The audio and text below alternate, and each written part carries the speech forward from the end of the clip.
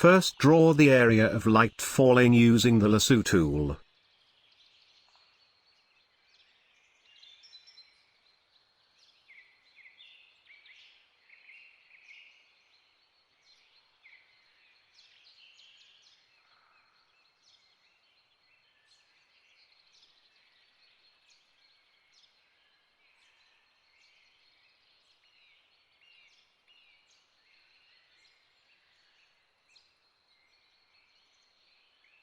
After drawing, go to Create a new adjustment layer and select the Curves option. On the curve graph, click and drag the line up. Then click on the Curves layer mask, and increase the feather to 10 pixels.